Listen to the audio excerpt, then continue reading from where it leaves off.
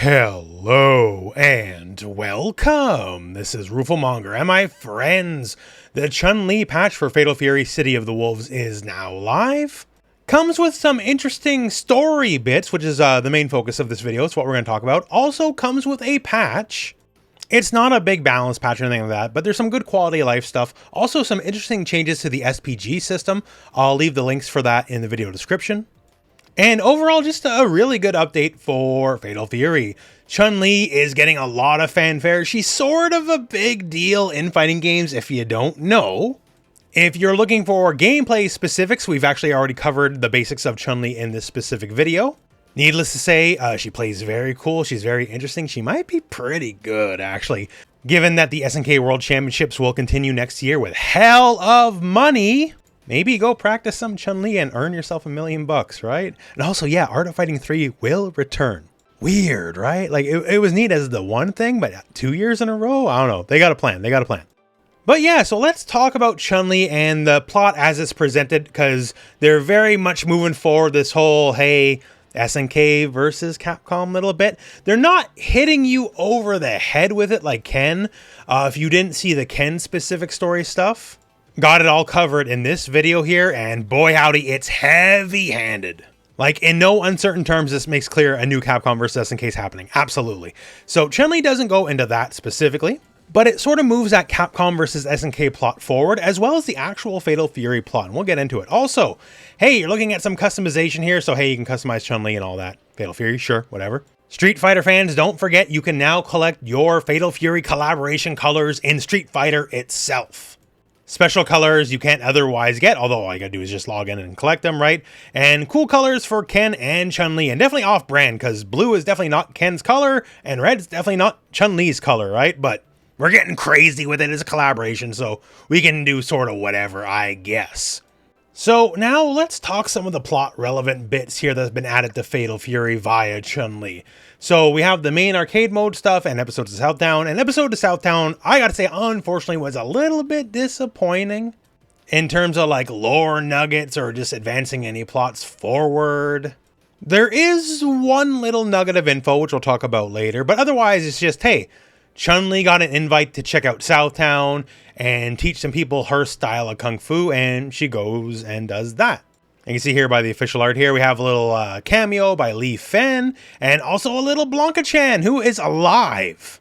Like, this is not a doll. This is not little stuffed little Blanca-chan. This is a living creature practicing Kung Fu, which has horrifying implications in and of itself. Maybe they thought this was like a cute, funny moment, but it kind of has like some horror aspects to it almost, really. But yeah, so EOST for Chun-Li is basically Chun's adventures in Southtown. She meets Hotaru and basically comes like a surrogate Li Fen. Like, oh, you are basically exactly like my sort of adopted daughter slash sister. And oh, by the way, our fighting styles are conspicuously similar in a lot of ways. And while you two go jaunting around Southtown, you are assaulted by like every crazy person around every corner. Gotta say, I can't think Chun-Li's too impressed with Southtown by the end of it, because she's been accosted like on 20 separate occasions by the end of one afternoon. And if you needed any more reasons to dislike Dong Hwan, well, don't worry, it'll give it to you because he's a total creeper. Basically, if you're looking for a bunch of Chun-Li slice of life stuff, if you want to call it that, then this is pretty good. But let's talk to where the real meat and potatoes of this is, and let's talk the proper story stuff. So for the main plotline here, Chun-Li is also coming to Southtown because she heard a thing or two about Shadaloo coming back. And with the Ken stuff, this was left like very open-ended. Like, okay, something JP might be looking into investigating around Southtown to find people for Shadaloo or people for his own Street Fighter tournament. And this little story bit here of potentially Shadaloo invading Southtown does resolve here in the Chun-Li storyline, and a bit more from that EOST section we mentioned here. So it does come to a head in an interesting way that either moves the Fatal Fury plot forward and makes me think there might be like a season 2 plot line or something, or maybe this potential Capcom vs SNK plot line. But regardless, anyways. So Chun-Li goes and just kind of accosts Billy Kane, and she does use the correct usage of Khan. I just can't call him Billy Khan, I'm sorry. It's still Billy Kane to me. And Chun-Li absolutely knows Blue Mary, who also is a secret agent. And yes, if you never played any of the arcade modes from before, Blue Mary has a very complete model. Whatever season 2 of this game is going to be, she's absolutely going to be a part of it, because you don't make a complete model for a character you're not going to use, right? But yeah, asking Billy about Shadaloo, like, hey, what's up with this whole Shadaloo thing? And he's like, oh, I don't really know much here. Geese was worrying about them, but they're not an issue anymore. And obviously in Street Fighter, they are, and increasingly so again. But Chun-Li has a tip, hey, there's someone here hiding in Southtown. And the tip that there's an unstable, dangerous criminal in Southtown, that does turn out to be correct, but it's not exactly what she thinks. And Billy agrees to tell you what if you can beat him in a fight, because it is a fighting tournament after all, and naturally, you kick his head in, because that's the way this turns out, that's the way it's got to be. And once again here too, the Chun-Li model looks great in this game. I just really want to stress that. So you beat him up as you do. It's Fighting Game 101, right? What's the big rumor? What's the big deal? So there's someone awfully suspicious staying at the Shiranui residence. So Chun-Li and Blue Mary, well, I guess it's time to go investigate that.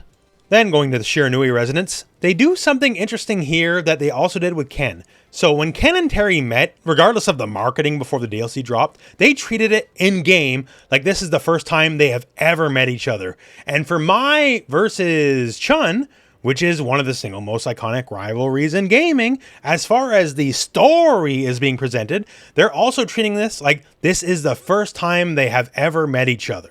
Now, the Street Fighter timeline's always sort of timeless. It's just sort of always whatever current year is, unless it's Street Fighter Alpha, I guess, right? But for Fatal Fury has a very defined timeline. Like, Fatal Fury City of the Wolves is full stop, takes place in 2008. Mark of the Wolves takes place in 2006, and Fatal Fury is forever set in the 90s. So I don't know if they're treating this as like everyone's meeting each other for the first time in a lead up to a potential new Capcom versus SNK game. But they basically treat it for Chun and for Ken like the rivalry begins here. And they were just strangers otherwise till this moment. I just feel it has to be something significant, because you don't build up the rivalry stuff, especially in the marketing. And then when you get to the game, it's like, no. They don't know each other. This is them meeting for the first time, and for both characters in particular. Especially because in Street Fighter 6, Terry and Ken are explicitly made to have already known each other.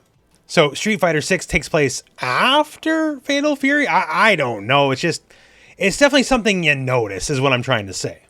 But then again, anyways, that said, the dangerous criminal arrives, the scourge of Metro City, Ken Masters. The dirty, evil, disreputable person that was hanging out with Mai Shiranui, this is him. The kingpin of cryptocurrency, the terror of Nashal. But yeah, as much as I might drag and slander Ken, he's not actually Shadaloo, right? So the whole, hey, there's Shadaloo people in town, which is the reason Ken came too, right? Because he thought JP was in town. That might turn out to be a little bit bunk. And it is.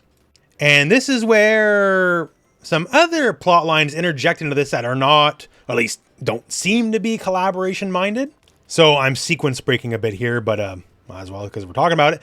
So we go to Kine, and Kine definitely has nothing to do with this whole Street Fighter crossover, right? Kine has nothing to do with, Terry, Ken, Chun-Li, Mai, and all that stuff. Like, if you had to pick a rival for him, it'd be Guile, I guess, because he's the charge zoner dude with a flash kick. Regardless, all these official officers, like secret agents like Mary, Chun-Li, and all that, all the police are looking for Shadaloo in town. And there ain't no Shadaloo. This was all a ploy by Kine.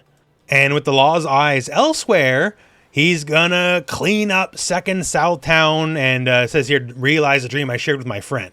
Which they don't say explicitly, but I'm assuming is Grant. And we dig into it more in episodes of Southtown specifically. So, this whole thing that's going on was uncovered by Mai's Shiranui spy network.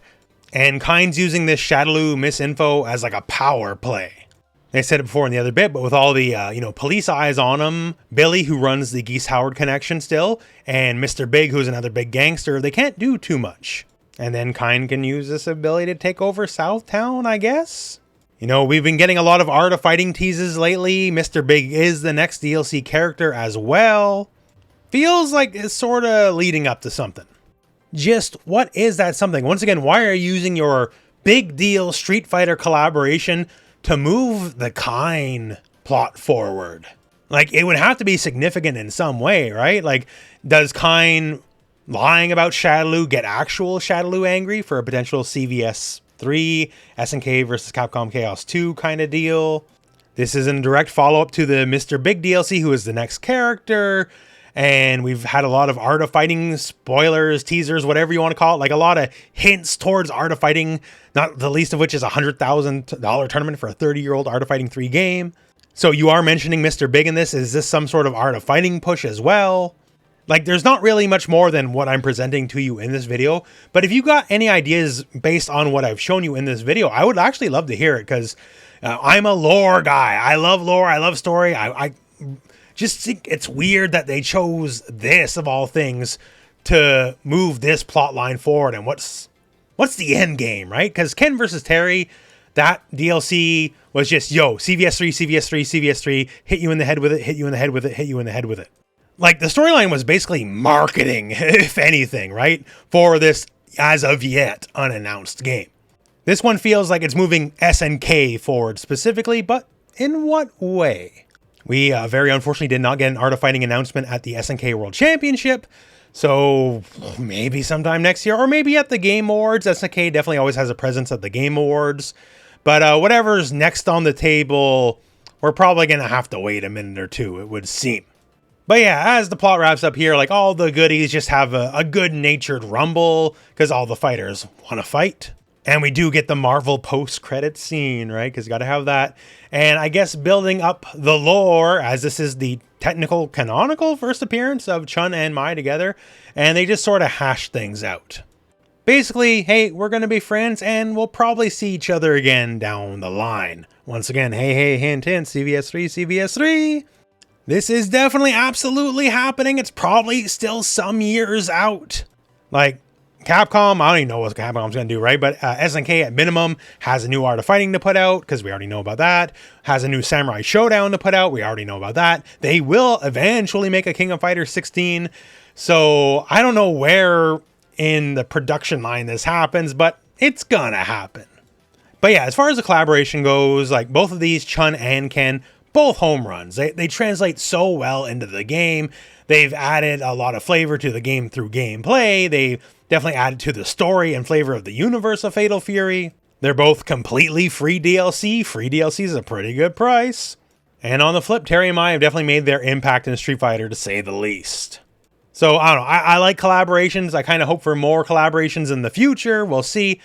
But for now, my friends, that's everything of note that happens in the DLC for Chun-Li and Fatal Fury besides the actual gameplay itself. And that is it for the video. So, thank you very much for watching. Hope this video has found you well, and go out and play some Fatal Fury.